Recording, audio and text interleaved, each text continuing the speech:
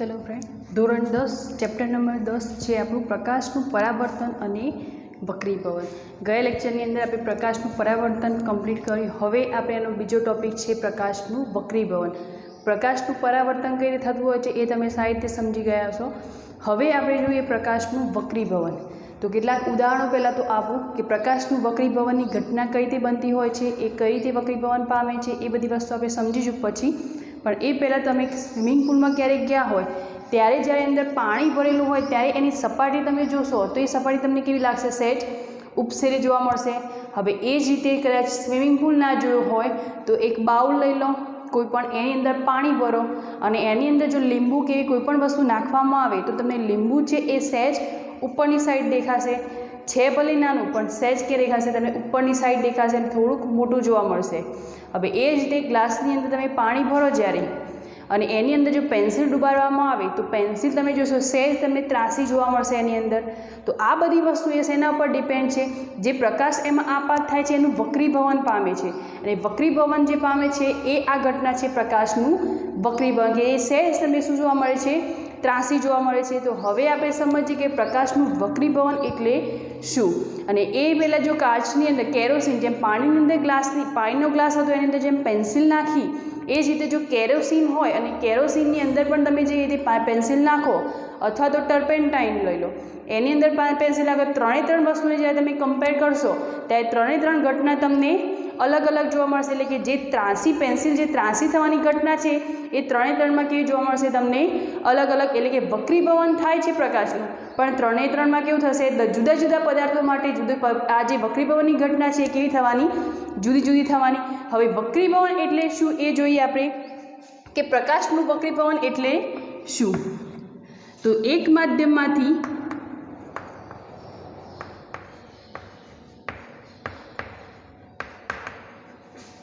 બીજા માધ્યમમાં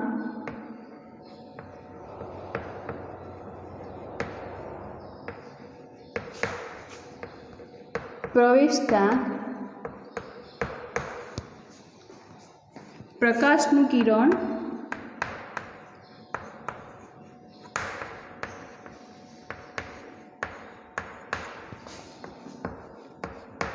ત્રાંસુ, એક માધ્યમથી બીજા માધ્યમની અંદર પ્રકાશ પ્રવેશે ત્યારે એનું કિરણ કેવું થાય છે? સહેજ ત્રાંસુ। અને જે પ્રસરણની દિશા છે એ બીજા માધ્યમમાં શું થશે?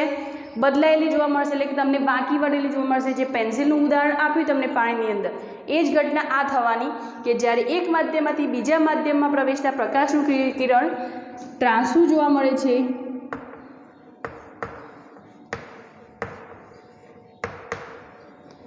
આ ઘટનાને શું કહે છે?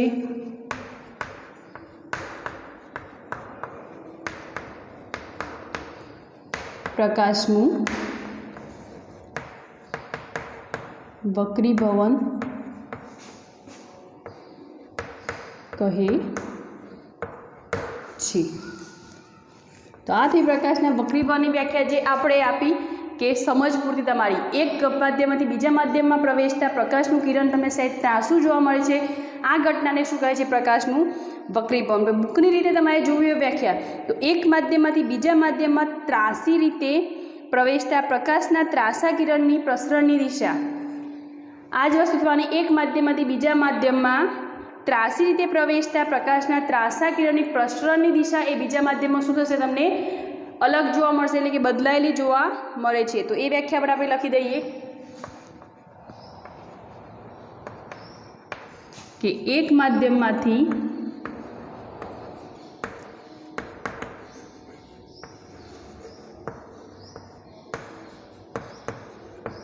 બીજા માધ્યમમાં પ્રકાશની જે ત્રાંસી વળવાની ક્રિયા છે, ત્રાંસી રીતે પ્રવેશતા બીજા માધ્યમમાં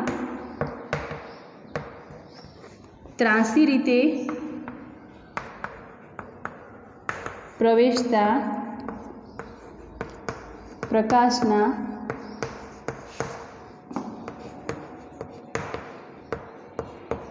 ત્રાંસા કિરણની પ્રસરણની દિશા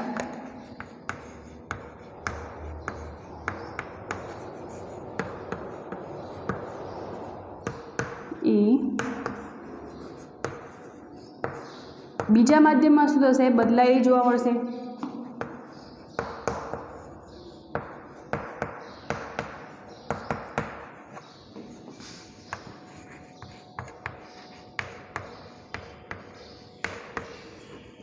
અને આ જે ઘટના છે એને આપણે વક્રીભવન પણ કહીએ છીએ.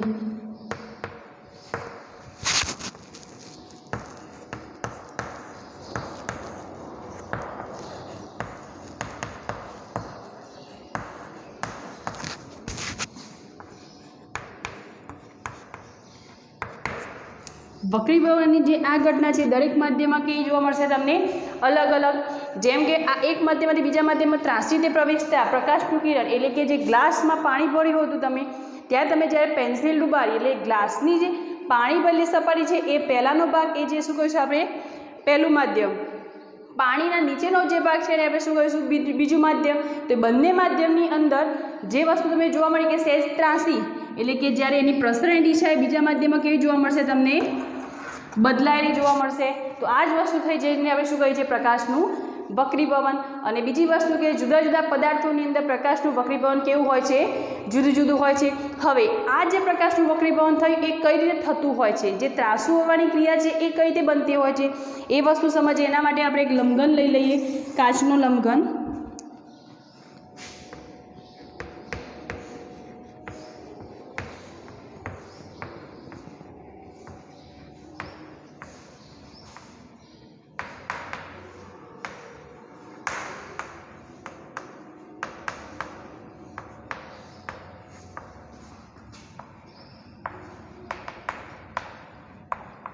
તો લંબઘનની અંદર પ્રકાશનું જે વક્રીભવન થાય છે એ ઘટના આપણે સમજવા માટે પહેલાં તો એક લંબઘન લઈ લઈએ. આ છે કોઈ કાચનો લંબઘન, જેને આપણે નામ આપી દઈએ ABCD.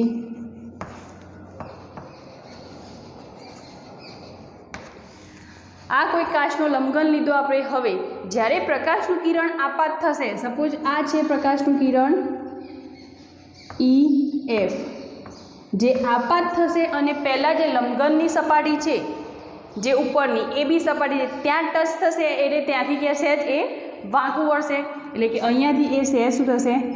વાંકું વળશે. અને જે ટચ થાય છે એને આપણે પોઈન્ટ આપી દઈએ O. હવે જે સીધી સપાટી છે ત્યાં એ વાંકું વળી અને પછી પાછું એની જે દિશા હતી ત્યાં શું થશે? આગળ વધશે. અને બીજી વખત જે ટચ થાય છે એને નામ આપી દઈએ આપણે O ડેશ. તો EF હતું એ કિરણ, એટલે કે આખું કિરણ આપણે લઈએ તો EO, AB સપાટી જે લંબઘનની સપાટી છે ત્યાં ટચ થાય ત્યાં સુધીનું કિરણ જે EO છે એને આપણે શું કહીએ છીએ? આપાત કિરણ. પ્રકાશ આપાત થતો હોય એટલે આપણે એને શું કહીએ છીએ? આપાતની જગ્યાએ આપાત કિરણ. આપાત કિરણ, આપાત કોણ એ વસ્તુ તમે સમજ્યા છો. જ્યારે કિરણ આવતું હોય અને એ સપાટીને ટચ થાય એટલે જે ખૂણો બનાવે એને શું કહે છે? આપાત કોણ. અને આ કિરણ જે EO છે એ ખાલી આવે છે એટલે આપણે એને શું કહીએ છીએ? આપાત કિરણ. તો EO જે આપાત કિરણ છે એ AB સપાટીને ટચ થાય છે ત્યારે સહેજ વાંકું વળે છે. એટલે વાંકું વળવાની ક્રિયા કેમ થતી હોય છે અહીંયા? તો જુઓ, આ જે છે એ હવામાં આવે એટલે હવા કેવી છે? પાતળી. એટલા માટે આપણે એને શું કહીએ છીએ? પાતળું માધ્યમ. હવે જે લંબઘન લીધું આપણે કાચનું એ કેવો છે? એકદમ ઘટ્ટ, એટલે ઘટ્ટ માધ્યમ આપણા માટે થઈ જશે. એટલે કે જે કાચ છે એ આપણા માટે કેવું છે? ઘટ્ટ માધ્યમ. એટલે જ્યારે પ્રકાશનું કિરણ એ પાતળા માધ્યમની અંદરથી જ્યારે ઘટ્ટ માધ્યમમાં પ્રવેશે ત્યારે એ શું થશે? લંબ તરફ સહેજ વાંકું વળે છે, એટલે કે લંબની નજીક જાય છે. એટલે તમે જુઓ કે આ કિરણ જ્યારે EO અહીંયા આપાત થયું એટલે પાતળા માધ્યમમાંથી આવ્યું હતું ત્યાંથી એ ક્યાં ગયું? ઘટ્ટ માધ્યમની અંદર. એટલે લંબ તરફ, એટલે અહીંયા આપણે લંબ દોરીએ આ વસ્તુ, તે એ કિરણને કેવું થવાનું? લંબ. એને નામ આપી દઈએ N ડેશ. તો આ શું થયું? O જે બિંદુ હતું ત્યાં એ લંબ તરફ વળશે. એટલે કે જુઓ, અહીંયા સીધું જવું જોઈતું હતું આ કિરણ, એની જગ્યાએ શું થયું? એ સહેજ વાંકું વળ્યું. કઈ બાજુ? કે એ O તરફ, એટલે કે જે લંબ દિશા છે, લંબ છે એ સાઈડ સહેજ વાંકું વળે છે. તો આ જે ઘટના થઈ O, એ ઘટના શું છે કે હવાના પાતળ માધ્યમની જ્યારે પ્રકાશનું કિરણ ઘટ્ટ માધ્યમની અંદર પ્રવેશે ત્યારે એ સહેજ વાંકું, એટલે કે લંબની નજીક જાય છે.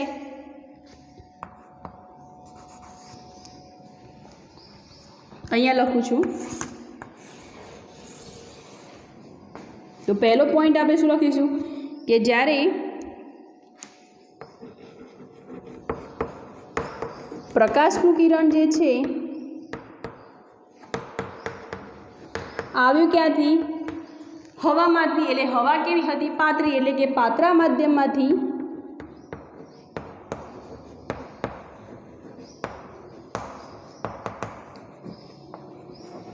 ઘટ્ટ માધ્યમની અંદર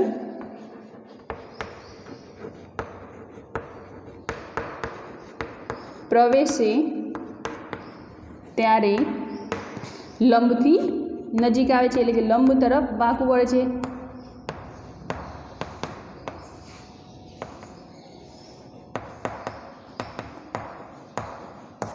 અથવા તો લંબથી નજીક આવે છે. ક્લિયર? હવે ઘટ્ટ માધ્યમમાં તો એ આવી ગયું. એટલે ઘટ્ટ માધ્યમ આખું પૂરું થઈ ગયું. એટલે સીડી એ આખો લંબઘન આપણો પૂરો થયો. એ પછી એના માર્ગે પાછું એમના એમ આગળ જશે. એટલે કે ઓ ડેશ જે થયું, ઓ ડેશ એને આપણે શું કહીશું? વક્રીભૂત કિરણ. એ વક્રી શબ્દ વક્ર પામે છે. એટલે કે વળે છે સહેજ, એટલા માટે આપણે શું કહીશું? એને વક્રીભૂત કિરણ.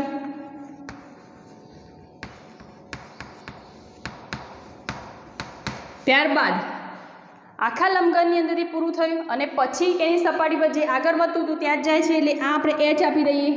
એટલે ઓ ડેશ એચ એ કઈ થઈ? હવાનું માધ્યમ આવી ગયું. એટલે પાછું કેવું માધ્યમ મળ્યું એને?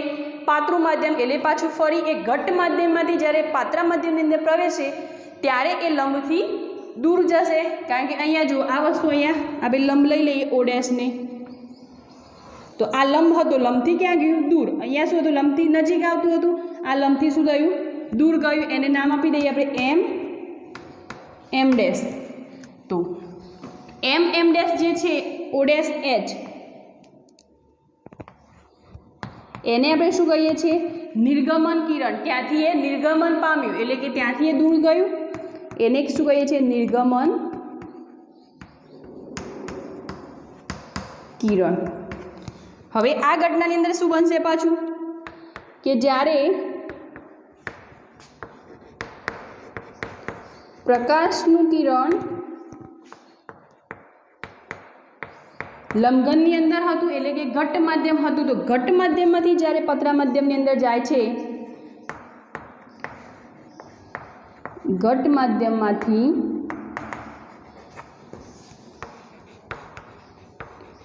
પાતળા માધ્યમમાં પ્રવેશે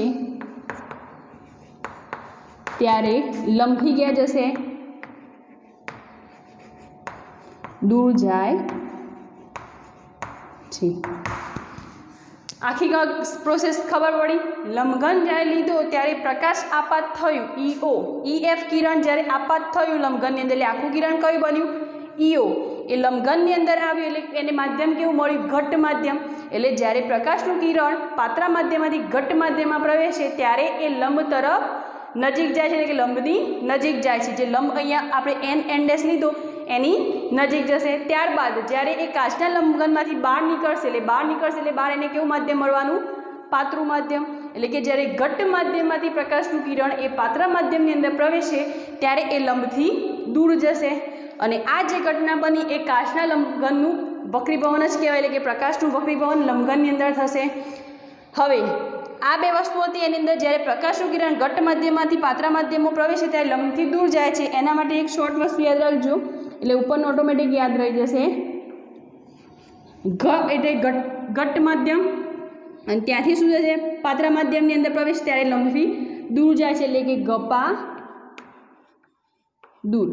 ગપા દૂર એ આના માટે શોર્ટ કી છે. એટલે આ યાદ રહેશે તો ઓટોમેટિક યાદ રહેવાનું. ઘટ્ટ માધ્યમમાંથી પાતળા માધ્યમમાં જાય એટલે ક્યાં જશે? એ દૂર. MCQની અંદર આ બે પ્રશ્નો પૂછાઈ શકે છે કે પ્રકાશનું કિરણ પાતળા માધ્યમમાંથી ઘટ્ટ માધ્યમમાં પ્રવેશ ત્યારે લંબથી ક્યાં જાય છે? તો લંબની નજીક આવે છે. અહીંયા આ વાંકું વળે છે એટલે કે એ લંબથી નજીક આવે છે. જ્યારે પ્રકાશનું કિરણ ઘટ્ટ માધ્યમમાંથી પાતળા માધ્યમમાં પ્રવેશે ત્યારે શું થાય છે? લંબથી દૂર જશે. હવે જે EO કિરણ લીધું એ શું થઈ ગયું? આપાત કિરણ. અને ઓ ડેશ જે અંદર લંબઘનની અંદર જે છે ઓ ડેશ એને શું કહીશું આપણે? વક્રીભૂત કિરણ. અને કાચની બહાર નીકળે, લંબઘનની બહાર નીકળશે એટલે O' જે દિશામાં આગળ વધશે એને શું કહીશું? નિર્ગમન કિરણ. હવે આ જો વિચારીએ આપણે, જો કિરણ એ સીધું મળતું હોય તો આગળ જતાં બંને એકબીજાને કેવા થઈ જવાના? સમાંતર, એટલે કે એની દિશામાં જ એ આગળ વધે છે. પહેલાં શું થયું? સહેજ વાંકું વળ્યું, આગળ જઈને પાછું સહેજ લંબથી, પહેલાં લંબથી નજીક આવ્યું અને પછી લંબથી થોડું દૂર ગયું, એટલે એની દિશા તો એને સીધી જ જાળવી, પણ ખાલી વક્રીભવનની ક્રિયા થઈ અને પ્રકાશનું જે કિરણ છે અહીંયા જો વિચારો તમે તો સીધું જ જવાનું, એટલે કે એકબીજાને કેવા હશે? સમાંતર જ હોવાના, એટલે કિરણ સીધું જાય છે. પણ એને માર્ગની અંદર કોઈક એવી ઘટ વસ્તુ આવી ગઈ ત્યારે એ પ્રકાશનું કિરણ શું થશે? વક્રીભવન પાસે, એટલે કે સહેજ વાંકું વળશે અને વાંકું વળી અને પછી ત્યાંથી એના સીધા જે રસ્તા ઉપર જતું હશે ત્યાં એ કિરણ સીધું જશે. તો આ ઘટના આખી થઈ પ્રકાશનું વક્રીભવન, અને કાચના લંબઘનની અંદર કઈ રીતે થતી હોય છે એ આ ઘટના. હવે આ જે પ્રકાશનું વક્રીભવન થતું હોય છે એની અંદર પણ કેટલાક એના નિયમો હોય છે, એ આપણે સમજીએ કે વક્રીભવનના નિયમો. હવે જોઈએ પ્રકાશના વક્રીભવનના નિયમો. જે આપણે ભણ્યા કાચના લંબઘન, એમાં પ્રકાશનું વક્રીભવન તો જોયું, પણ એની અંદર પણ કેટલા નિયમો લાગુ પડતા હોય છે. તો આ જે સમતલ હોય એમાં વક્રીભૂત આપાત કિરણ, જે આપાત થયું આપાત કિરણ, વક્રીભૂત કિરણ, લંબ એક જ સમતલમાં હોય છે. અહીંયા જુઓ, આપાત કિરણ જે આપાત થયું એ, એટલે કે આ, પછી વક્રીભૂત કિરણ એટલે કે OO' વક્રીભૂત કિરણ, અને લંબ, આ બંને જે OO' જે બંને લંબ લીધા એ એક જ સમતલની અંદર આવેલા હોય છે. એ જે પ્રક્રિયા થઈ આખી એક જ સમતલમાં હોય છે. બીજી વસ્તુ શું છે કે પ્રકાશના આપેલ રંગ, એટલે પ્રકાશને કોઈ પણ એક રંગ હોય તથા માધ્યમની આપેલ જોડ. આ માધ્યમ આપણે બે લીધા, જેમ કે જોડ એટલે કે હવા હતી, આપણા માટે શું હતું? માધ્યમ 1, અને લંબઘન હતું એ ઘટ માધ્યમ કહ્યું એટલે માધ્યમ 2. આ જે બંને હોય છે એના આપાત કોણના સાઇન અને વક્રીભૂત કોણના સાઇનનો ગુણોત્તર કેવો હોય છે? આપણને અચળ મળે છે. આપાત કોણ એટલે કે જે EO, એ જે આપાત કિરણ હતું એ લંબ સાથે જે કોણ બનાવ્યો, એને આપણે શું કહીએ છીએ? આપાત કોણ. અને વક્રીભૂત પામે પછી જે ખૂણો બનાવશે અહીંયા એને શું કહીએ છીએ આપણે? વક્રીભૂત કોણ. જેને આપણે એનો ગુણોત્તર કેવો મળે છે? અચળ મળે છે, એટલે કે sin I/sin R બરાબર કેવું મળશે? અહીંયા અચળ. હવે સાઇન એ એક ત્રિકોણમિતીય વિધેય છે, તમે જાણો જ છો. અહીંયા I એટલે કે એનો મિનિંગ થશે અહીંયા આપાત કોણ, એટલે I આપણા માટે શું છે? આપાત કોણ. અને R બરાબર શું છે? વક્રીભૂત કોણ. અને સાઇન તો સમજ પડી, એ ત્રિકોણમિતીય વિધેય છે, એટલે કે sin I/sin R એનો ગુણોત્તર આપણે કેવો મળશે? અચળ. અને આ ગુણોત્તરને વક્રીભવનાંક પણ કહેવાય છે. વક્રીભવન પામી અને જે તમને વક્રીભવનાંક મળે છે, જે અચળ, કયો ગુણોત્તર બનેલો? અચળ, એને વક્રીભવનાંક કહે છે. અને આ જે નિયમ તમને મળ્યો એને સ્નેલનો નિયમ કહે છે.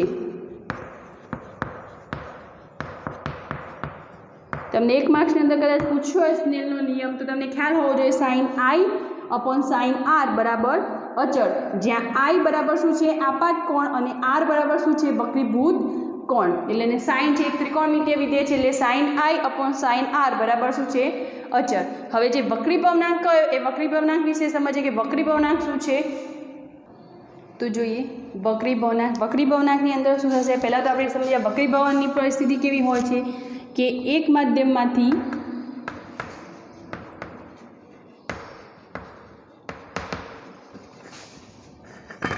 બીજા માધ્યમની અંદર જતા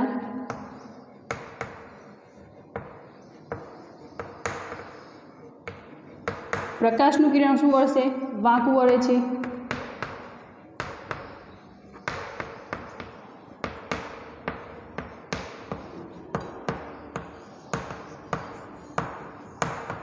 આ ઘટના આપણે સમજી લઈએ કે આ શું છે? વક્રીભવન. હવે વક્રીભવનાંક એટલે શું? જ્યારે એક માધ્યમ અને બીજા એટલે બે માધ્યમોની જોડ હોય ત્યારે જે દિશાનું પરિવર્તન થાય છે એ ઘટનાને આપણે શું કહીએ છીએ? વક્રીભવનાંક. એટલે કે બે માધ્યમની જોડમાં દિશામાં થતા પરિવર્તનની માત્રાને શું કહે છે? વક્રીભવનાંક કહે છે. તો વક્રીભવનાંકની વ્યાખ્યા આપવી હોય તો આ રીતે થશે કે બે માધ્યમની જોડમાં દિશામાં થતા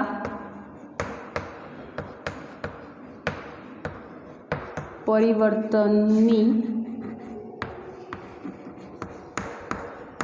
માત્રાને શું કહે છે? વક્રીભવનાંક.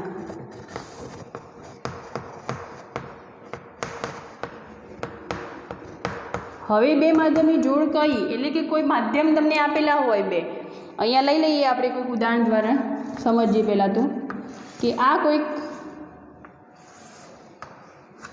માધ્યમ લીધા જેની અંદર આટલે સુધી પાણી ભરેલું છે અને ઉપરનો જે ભાગ છે એ શું છે?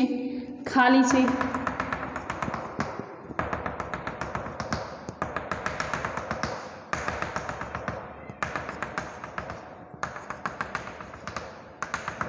તો અહીંયા આવતો જે પ્રકાશનું માધ્યમ છે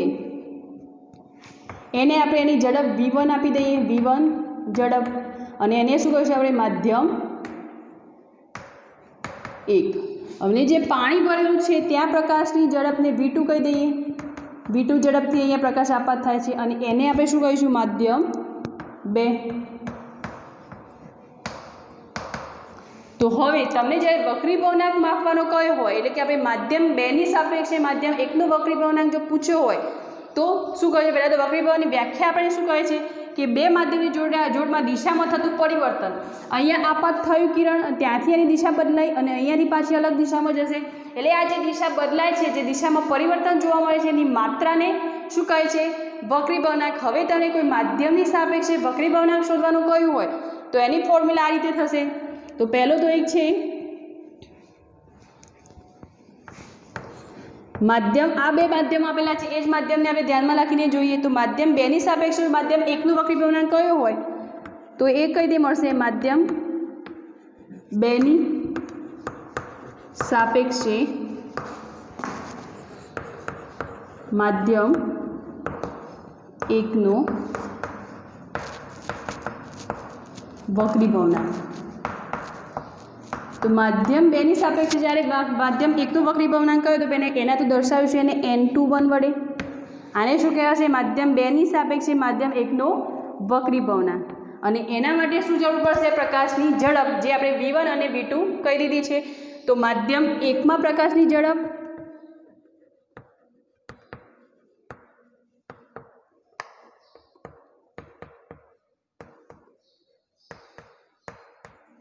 ભાગ્યા માધ્યમ 2 માં પ્રકાશની ઝડપ, એટલે કે બંને માધ્યમમાં જે પ્રકાશ પ્રવેશ્યો એની ઝડપની આપણે જોડે હોય તો એનો વક્રીભવનાંક મળી શકે છે. હવે માધ્યમ 1 માં પ્રકાશની ઝડપ કેટલી છે? v1, અને માધ્યમ 2 ની અંદર પ્રકાશની ઝડપ કેટલી છે? v2. તો જ્યારે તમને માધ્યમ 2 ની સાપેક્ષે માધ્યમ 1 નો વક્રીભવનાંક કયો હોય શોધવાનો તો એની ફોર્મ્યુલા શું થશે? n21 બરાબર v1 અપોન v2, જ્યાં v1 બરાબર શું થશે? માધ્યમ 1 નો વક્રીભવ એમ પ્રકાશની ઝડપ, જ્યારે v2 બરાબર માધ્યમ 2 ની અંદર પ્રકાશની ઝડપ. હવે એ જ રીતે જો માધ્યમ 1 ની સાપેક્ષે માધ્યમ 2 નો વક્રીભવનાંક પૂછ્યો હોય તમને,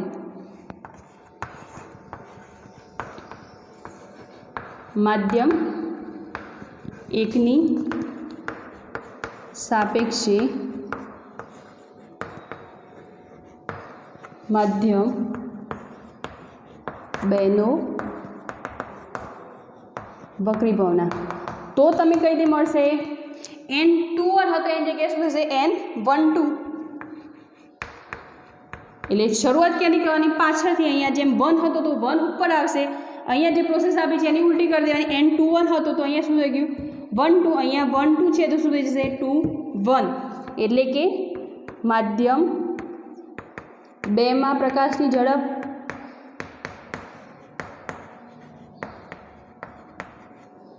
ભાગ્યા માધ્યમ 1 માં પ્રકાશની ઝડપ. અને જો ડાયરેક્ટ લખવું હોય તો માધ્યમ 2 માં પ્રકાશની ઝડપ કેટલી છે? v2, અને માધ્યમ 1 ની અંદર પ્રકાશની ઝડપ શું છે? v1. હવે જો હવાની સાપેક્ષે તમને કયો હોય વક્રીભવનાંક શોધવાનો? પ્રકાશ કોઈ પણ આપેલો હોય, તમે માધ્યમ હોય જ કોઈ પણ માધ્યમ, એમાં જો હવાની સાપેક્ષે તમને કહેલું હોય તો એનો વક્રીભવનાંક તમને કઈ રીતે મળશે? માધ્યમનો હવાની સાપેક્ષે વક્રીભવનાંક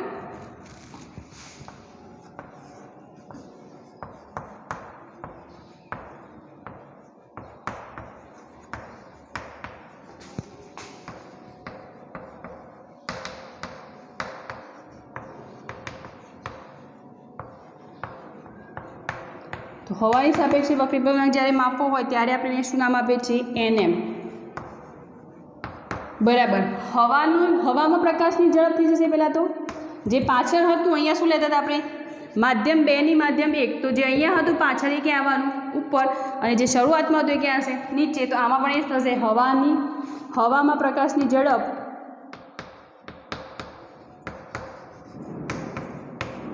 ભાગ્યા જે તે માધ્યમ આપ્યું એ માધ્યમમાં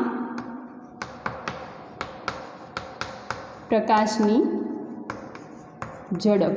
અને જે માધ્યમ જે હવાની સાપેક્ષે જે વક્રી ભવનાંક મળે છે એને આપણે શું કહીએ છીએ? નિરપેક્ષ વક્રી ભવનાંક. એટલે કે આ જે વળે વક્રી ભવનાંક એને શું કહેવાય છે? નિરપેક્ષ વક્રી ભવનાંક. તો નિરપેક્ષ વક્રી ભવનાંક એ હવાની સાપેક્ષે આ રીતે માપી શકાય.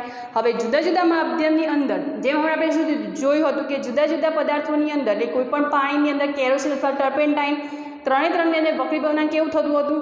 જુદું જુદું. બસ એ જ રીતે અહીંયા માધ્યમને રિલેટેડ જે માધ્યમ હતું એ માધ્યમ દ્વારા એમાં પણ વક્રી ભવનાંક આપણે કેવું મળવાનું? બધામાં જુદો જુદો. જેમ શૂન્યાવકાશમાં લીધો હોય તો શૂન્યાવકાશમાં તમે જાણો છો કે પ્રકાશનો વેગ કેવો હોય? તો એ રીતે આપણે આમાં જોઈ શકીએ કે બધાની અંદર કેવું હશે? દરેક માધ્યમની અંદર પ્રકાશનો વેગ જુદો જુદો હોય છે. તો એને દ્વારા પ્રકાશનું વક્રીભવન જેમ જુદું જુદું થાય છે એ જ રીતે વક્રીભવનાંક પણ કેવું મળવાનું આપણને અહીંયા? જુદો જુદો. એ પહેલાં જ્યારે માધ્યમ ઘટ્ટ માધ્યમની અંદરથી પહેલાં તો હવામાંથી જ્યારે ઘટ્ટ માધ્યમમાં પ્રવેશે ત્યારે જેમ શું થાય છે? એ વાંકું વળે છે એટલે કે લંબથી નજીક આવે છે. અને એ જ રીતે ઘટ્ટમાંથી જ્યારે પાત્રા માધ્યમમાં જાય છે ત્યારે શું થશે? લંબથી દૂર જાય છે. અને એના માટે તમને શોર્ટકી આપી હતી ગપ્પા દૂર. એટલે ઘટ્ટ માધ્યમમાંથી પાત્રા માધ્યમમાં જ્યારે જાય ત્યારે શું થશે? દૂર જશે લંબથી. તો એ ઘટના પણ આમાં જ રિલેટેડ છે. આના અંદર એ જ વસ્તુ થવાની કે દરેકની અંદર વક્રી ભવનાંક એ જ રીતે આમાં જેમ વક્રી ભવન અલગ અલગ રીતે થાય એ રીતે વક્રી ભવનાંક પણ શું થશે? અલગ અલગ રીતે થશે. તો ક્લિયર થઈ ગયું આખું પ્રકાશનું વક્રી ભવન અને વક્રી ભવનના કેટલાક નિયમો. અને એ પછી આપણે શું જોયું? તો કાચના લંઘનની અંદર જે થતી હતી પ્રક્રિયા એ દ્વારા આપણે એના નિયમો જોયા કે એ પ્રક્રિયા કઈ રીતે થતી હોય છે. અને બીજી વસ્તુ જોઈ પ્રકાશમાં વક્રી ભવનાંક કે વક્રી ભવનાંક કઈ રીતે મળતો હોય છે. અને આટલે સુધી આપણે આજનું લેક્ચર રાખીએ છીએ. નેક્સ્ટ આપણે લેન્સ વિશે જે સમજવાનું છે એ નેક્સ્ટ લેક્ચરની અંદર આપણે જોઈશું. ક્લિયર?